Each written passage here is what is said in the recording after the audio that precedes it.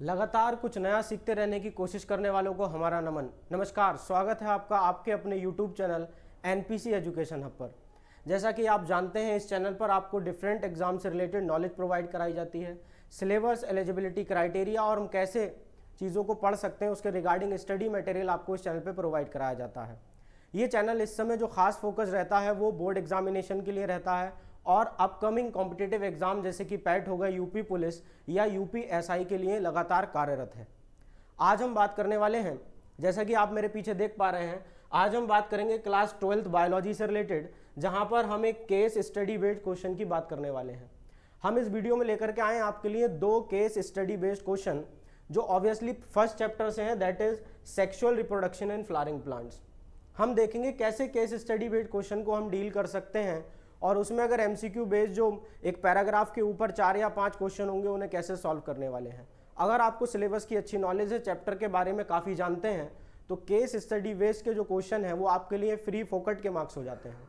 Without wasting your time I am moving towards. उससे पहले हम देख लेते हैं ज़रा, ये हमारे कुछ हैंडल हैं हमारे चैनल से रिलेटेड, जैसे कि आप फेसबुक पे हमारे पेज को लाइक कर सकते हैं, फॉलो कर सकते हैं। सेम विद द इंस्टाग्राम, आप वहाँ पे फॉलो करिए और नई से नई इन्फॉर्मेशन जो आपके डिफरेंट एग्जाम के लिए या आपको ग्रो करने के लिए हेल्प करेंगी। अगर आप इस वीडियो को देख रहे हैं और आप क्लास 11th में नहीं है, क्लास 12th में नहीं है या किसी कॉम्पिटिटिव एग्जाम की तैयारी नहीं कर रहे हैं, उसके बाद भी ये वीडियो आपके लिए उतनी ही ज़रूरी है, क्योंकि हर एक वीडियो में हम कुछ ना कुछ नया सीखते हैं और जैसा कि हमने कहा, जब तक हम सीखते रहते हैं हम ग्रो करते रहते हैं। आइए पहले क्वेश्चन से शुरुआत करते हैं हम। ये मैं आज आपको यहाँ पर कुछ थोड़ा सा बता देता हूँ। जैसे आप जानते हैं सेक्सुअल रिप्रोडक्शन इन प्लांट्स, हम यहाँ मार्कर चूज करने वाले हैं, ये रेड हो रखा है। तो सेक्सुअल रिप्रोडक्शन इन प्लांट्स, अब ये कोई नई बात तो है नहीं। सेक्सुअल रिप्रोडक्शन इन प्लांट्स ये आप क्लास 10 से आपका पीछा कर रहा है ये, और अगर मैं और ठीक से कहूँ तो क्लास 8th में आपने पढ़ा, फिर क्लास 10th में आपने इसको रीड किया, अब आप क्लास 12th में इसको बात कर रहे हैं। सर चेंजेस कहाँ पे आ रहे हैं? चेंजेस आ रहे हैं सिर्फ डीप एंड डेप्थ में। यानी जब आप इस चैप्टर को पढ़ते थे क्लास 8th में, तो सिर्फ और सिर्फ छोटी छोटी बातें थी। फ्लावर का एक आपको डायग्राम मिलता था, उसके कुछ पार्ट की मार्किंग करनी होती थी। जैसे ही आप क्लास 10th में पहुंचे हैं, वहाँ पे अब गैमीट फॉर्मेशन आप सीखने लगे थे, double fertilization, triple fusion, syngamy जैसे वर्ड से आपका तारुफ हुआ, आप रूबरू हुए। लेकिन जैसे ही आप क्लास 12th में आ जाते हैं, अब microsporogenesis which is simple, the formation of microspore is called microsporogenesis. पर क्लास 12th में आपको यह भी बताया जाता है कि किस सेल से माइक्रोस्पोर बनता है। माइक्रोस्पोर का ही दूसरा नाम पॉलन ग्रेन है। बहुत सारी स्टेजेस वहां पर हैं डेवलपमेंट के समय पे, जो डिटेल में क्लास 12th में आपको पढ़ाई जाती हैं। तो ये चैप्टर, मैंने जैसा कहा कि ये कोई नया चैप्टर नहीं है, आपके पुराने चैप्टरों में से, ये आपके पुरानी क्लासेस से लिंक करता हुआ चल रहा है। आज हम बात करने वाले हैं, जरा इस क्वेश्चन को हम देखें। ये आपके लिए एक पैराग्राफ दे रखा है और ऐसे ही पैराग्राफ आपको मिलने वाले हैं केस स्टडी बेस्ड क्वेश्चन में। ये एक केस की तरह दे रखा होता है, आपको इसको स्टडी करना होता है और इसके ऊपर इससे आधारित जो आगे प्रश्न या क्वेश्चन है उनके जवाब आपको देने होते हैं। एक बात आप मेरी ध्यान से सुनिएगा, ऐसी कोई गारंटी या कसम नहीं खाई है सीबीएसई ने कि जो 5 क्वेश्चन या 4 क्वेश्चन आपको मिलेंगे उन सब के आंसर इस पैराग्राफ में होंगे, ऐसी कोई गारंटी नहीं है। अगर आप अपना सिलेबस अच्छे से पढ़ के आए हैं, अपने चैप्टर को ठीक से रीड किया है, तो बिना पैराग्राफ पढ़े भी आप क्वेश्चन के आंसर निकाल सकते हैं। जरा इस पैराग्राफ का एक क्विक हम जो है रीडिंग ले लेते हैं। The pollen grain and the microspores are the male reproductive bodies. ये मेल रिप्रोडक्टिव बॉडी है कौन? पॉलन ग्रेन या microspore of a flower, flower के अंदर होते हैं। Are contained in the pollen sac. Pollen grain आपको कहाँ मिलेंगे बच्चे? एक थैले जैसा स्ट्रक्चर है। सैक का मतलब क्या होता है? थैला। एक थैले जैसा बैग लाइक स्ट्रक्चर है जिसको सैक कहा गया, क्योंकि वो पॉलन कंटेन कर रहा है, इट कॉल्ड पॉलन सैक। आगे है, इसी को माइक्रोस्पोरेंजिया भी कहते हैं। Pollen sac is also called microsporangia. आप सब जानते हैं कि एंथर जो है वो कैसा होता है? टेट्रा स्पोरेंजिएट होता है, बाइलोब्ड होता है, मतलब उसकी 2 लोब में 4 माइक्रोस्पोरेंजिया प्रेजेंट होते हैं। Each pollen grain consist of a single microspore cell.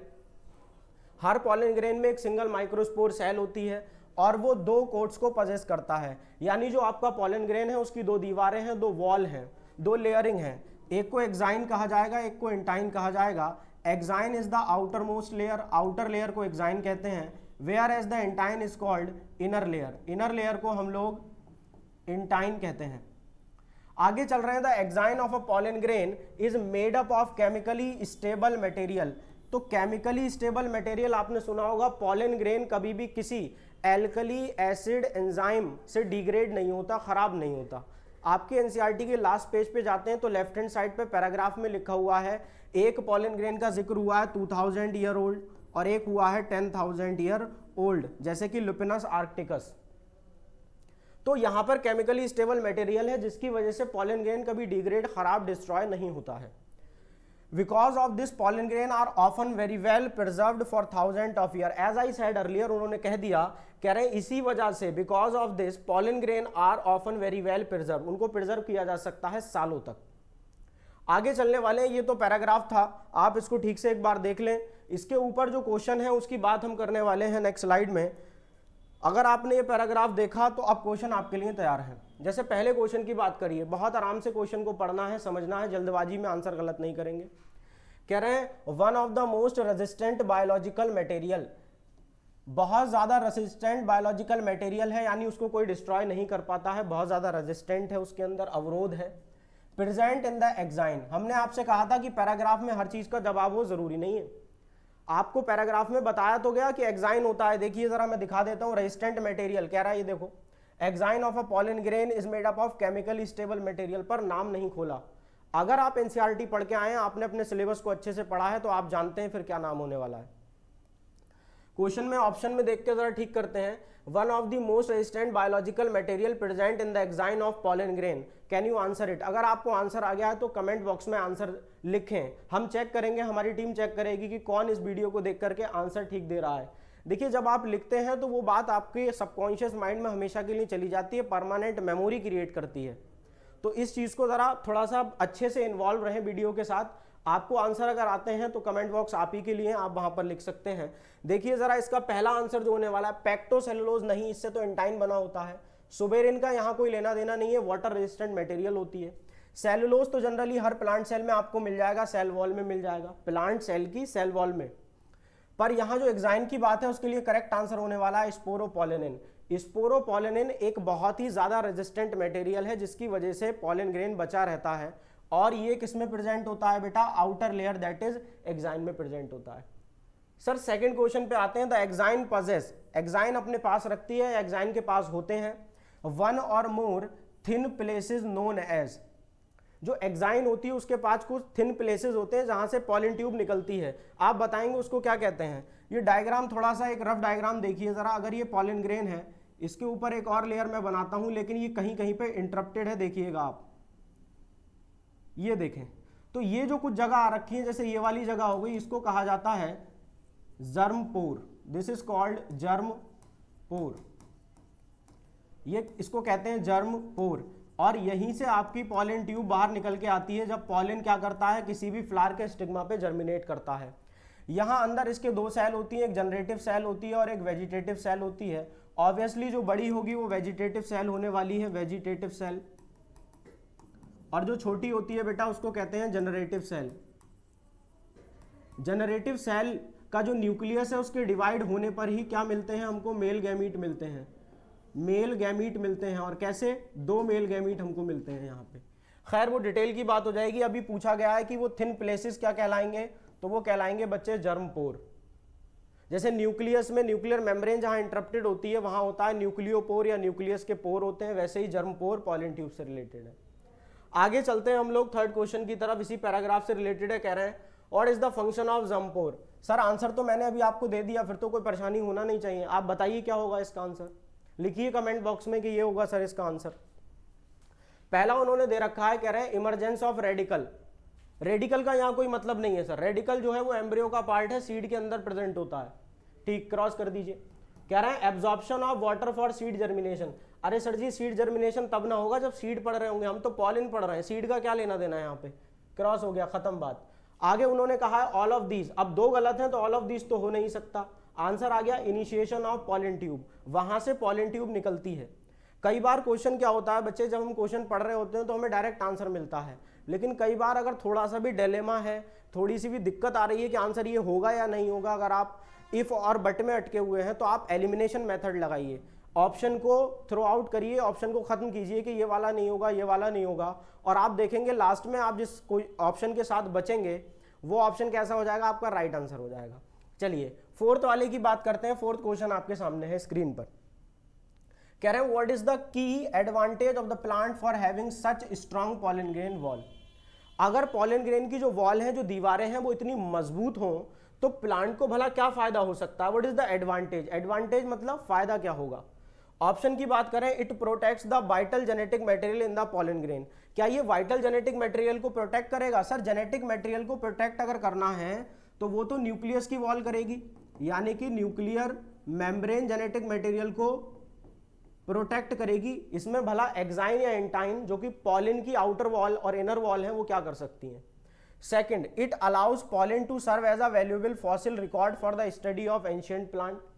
क्या ये एंशिएंट प्लांट की जो स्टडी है, जो पुराने प्लांट हैं जो कभी दब गए हैं, फॉसिल बन चुके हैं, कहीं पे कोई पॉलन गिर गया था, उसके ऊपर जो है मिट्टी लगातार लेयर बाय लेयर जमा होती चली गई, तो वो एंशिएंट प्लांट के फॉसिल रिकॉर्ड को रखने के लिए कोई वैल्यूएबल मटेरियल है क्या। ये हो सकते हैं पर it is not the prime advantage, ये मुख्य नहीं है। It prevent the pollen tube from growing out before the pollen grain reaches the stigma of a compatible species.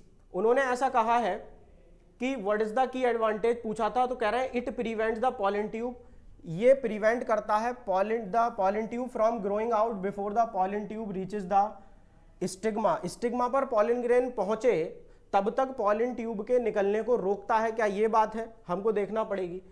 It gives weight to the pollen grain, वजन देता है क्या। वजन देने का तो मतलब ही नहीं सर, खत्म हो गया, इसका भी कोई लेना देना नहीं है। यहाँ पे कह रहे हैं it allows pollen to serve as a valuable fossil record for the study of ancient plant. ये मोस्ट अप्रोप्रिएट आंसर हो जाएगा क्योंकि it protects the vital genetic material pollen grain. ये तो कुछ ठीक बात नहीं, तो फोर्थ का आंसर क्या होगा बेटा, बी होगा।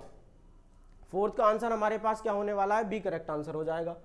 आगे चलेंगे, ये लास्ट क्वेश्चन है इस केस स्टडी पे, fifth one. The number of जंप pores in dicot and monocot are respectively. बेटा ये क्वेश्चन थोड़ा सा ठीक ठाक हो गया, ये थोड़ा सा मॉडरेट क्वेश्चन हो गया। कह रहे हैं जंप पोर का नंबर बताइए डाइकॉट में कितने होते हैं, तो हम आपको बता देते हैं डाइकॉट में जो जंप पोर का नंबर है वो 3 होता है, और मोनोकॉट में जो जंप पोर का नंबर होता है वो 1 होता है। आप मैच करिए कौन सा आंसर करेक्ट होने वाला है। यहाँ है 1 और 3, तो 3 डाइकॉट में, डाइकॉट का पहले आएगा ना, रेस्पेक्टिवली लिखा हुआ है, तो ये तो नहीं है, हमको कंफ्यूज कर रहा है। 2 और 3 इसकी तो बात ही नहीं हो सकती, 3 एंड 2 अगेन इसकी बात नहीं है, तो ऑप्शन बचा डी।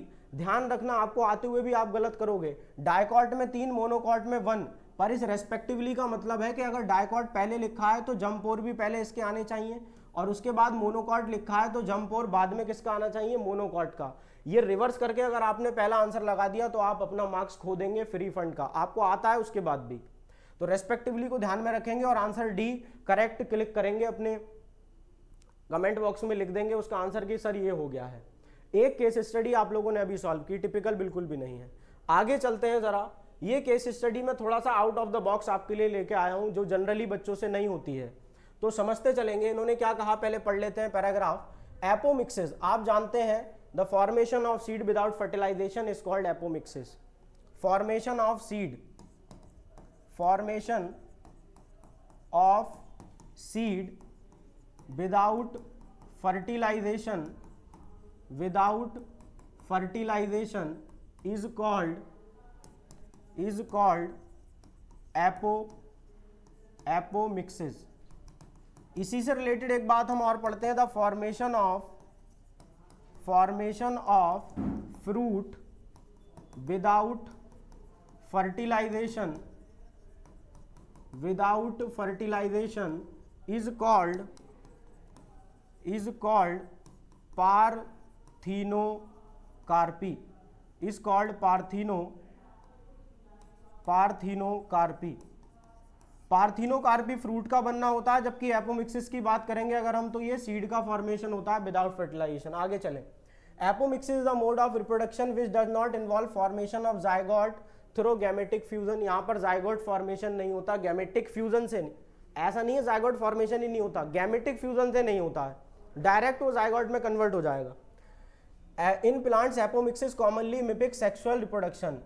एपोमिक्सिस जो है वो मिमिक्री करता है, वो उसकी कॉपी करता है। जैसे आपने किसी एक्टर को कुछ करते हुए देखा और आप उसकी मिमिक्री कर रहे हैं, सर मैं आवाज़ निकाल सकता हूँ, अमिताभ बच्चन की तरह आवाज़ निकाल सकता हूँ, तो आप क्या कर रहे हैं, मिमिक कर रहे हैं उनको, उनकी मिमिक्री कर रहे हैं, उनकी तरह करके दिखा रहे हैं। एक्चुअल में आप अमिताभ बच्चन नहीं हैं, आप बस उनको मिमिक करने की कोशिश में हैं।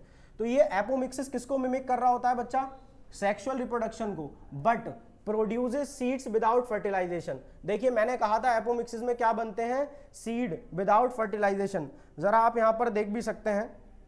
उसके बाद there are several method of apomictic development in seed, यहां पर बहुत सारे मेथड हैं एपोमिक्टिक डेवलपमेंट के। 2 कॉमन वंस आर, जिसमें से 2 कॉमन है, वो क्या है, रिकरेंट अगेमोस्पर्मी और दूसरा है एडवेंटिव एम्ब्रियोनी। एडवेंटिव एम्ब्रियोनी और रिकरेंट अगेमोस्पर्मी। आगे चलते हैं, जरा इससे रिलेटेड क्वेश्चन को डील करेंगे। पहला है बेटा apomixis is a type of reproduction in plants in which, बताइए क्या होगा इसका आंसर। क्या fertilisation does not take place, बात तो सही लग रही है। Male nucleus takes part in fertilisation, नहीं, फर्टिलाइजेशन तो होना ही नहीं है, विदाउट फर्टिलाइजेशन सीड का फॉर्मेशन एपोमिक्सिस कहलाता है। आगे कह रहे हैं pollen fusion take place, fusion नहीं होना है, फर्टिलाइजेशन होना नहीं है। Generative nucleus take part in fertilisation, ये इसका नीचे का पार्ट है बेटे, जरा ध्यान दें। एक ऑप्शन ये है पॉलिन फ्यूजन टेक प्लेस, दूसरा है generative nucleus take part in fertilization. मैं यहां लिख देता हूं, इधर की तरफ शिफ्ट हो गया है ये फर्टिलाइजेशन। तो बच्चा जहां जहां फर्टिलाइजेशन है वो ऑप्शन तो नहीं होने वाले हैं। तो अब बताइए क्या ऑप्शन बचा आपके पास, पहला, यहां पर फर्टिलाइजेशन नहीं होता, fertilization does not take place will be the correct answer. आगे देखिए अगला क्वेश्चन, जरा रीड करें अगला क्वेश्चन, सारे लोग आंसर निकालें क्या होने वाला है। कमेंट बॉक्स में आप लिख सकते हैं आंसर क्या हो रहा है, रीड करिए।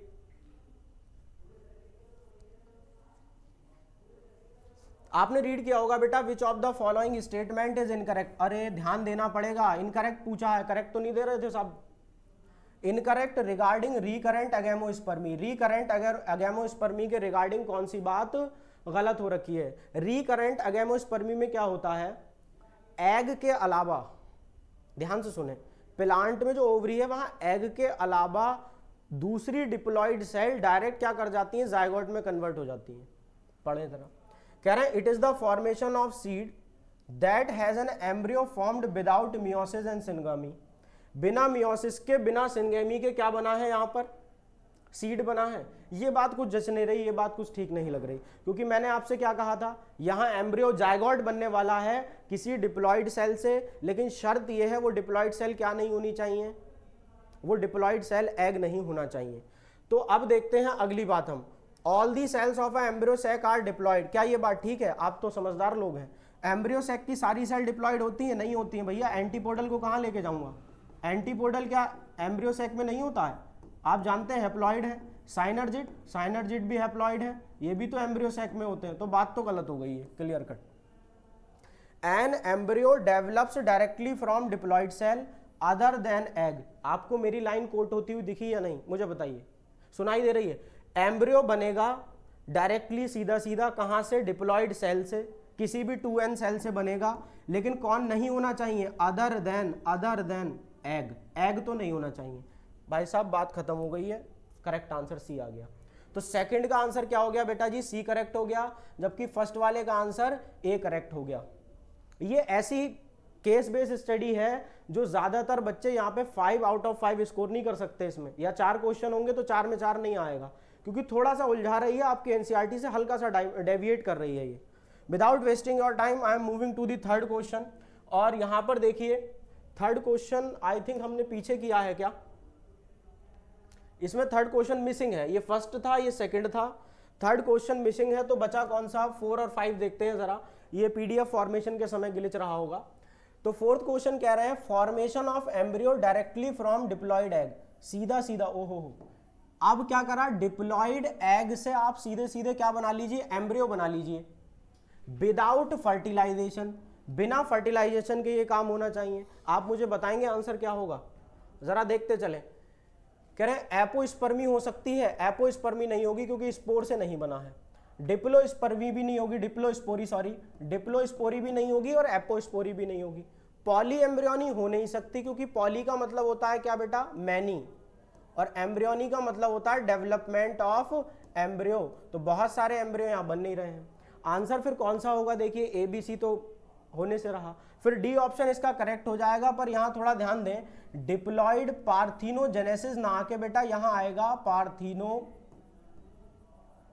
क्या बना रहे हैं एक बार देख लें, formation of embryo directly from diploid egg without fertilization, this is called, बिल्कुल ठीक है, डिप्लॉइड पार्थिनोजेनेसिस आपके लिए आंसर हो जाएगा। मूविंग टुवर्ड्स द नेक्स्ट और the last question of video, यहां हमने बात करनी है इफ एनी सोमैटिक सेल, यानी गैमेटिक सेल नहीं होगी। आप जानते हैं किसी सेल दो तरीके की हो जाती है, उनके क्रोमोसोम पे जो जीन है वो करेक्टर आगे जा रहा है कि नहीं, उस बेसिस पे। अगर आप कहते हो सोमैटिक सेल, तो ये फर्टिलाइजेशन में पार्टिसिपेट नहीं करती है, इनका रिप्रोडक्शन में कोई रोल नहीं है। लेकिन आप कहते हो जर्म सेल या आप कहते हो गैमेटिक सेल, तो ये क्या करती हैं बेटा, फर्टिलाइजेशन में पार्टिसिपेट करती हैं। इन्होंने बात की है somatic cell, if any somatic cell of sporophyte produces gametophyte, sporophyte की कोई सोमैटिक सेल किसको प्रोड्यूस कर रही है, गैमेटोफाइट को प्रोड्यूस कर रही है, without reductional division, without reductional division, reductional division किसको कहते हैं बच्चा, मियोसिस को कहते हैं reductional division. It is called, बताइए उसको क्या कहते हैं, जब कभी एक सोमैटिक सेल स्पोरोफाइट बॉडी की सोमैटिक सेल गैमेटोफाइट को प्रोड्यूस कर रही है विदाउट रिडक्शन डिवीजन, तो इसमें सोचने समझने की गुंजाइश नहीं, आंसर इसका होने वाला है आपका apospory, apospory will be the answer. अगर आप यहाँ पे करेक्ट आंसर नहीं दे पाए हैं, आप कमेंट बॉक्स में ठीक आंसर नहीं लिख पाए हैं, या आपका आंसर गलत हुआ है, बच्चे सीधे सीधे इस स्टेटमेंट को लिखें और इसको अपने नोट्स में, जहां भी आप नोट्स बनाते हैं, एनसीईआरटी जहां पे पढ़ रहे हैं आप, वहां पे इनको as a star point mark कर सकते हैं, ताकि आने वाले समय में जब भी कभी आपका स्कूल में प्री बोर्ड हो या बोर्ड एग्जामिनेशन में आप जाएं तो वहां गलतियां ना करें।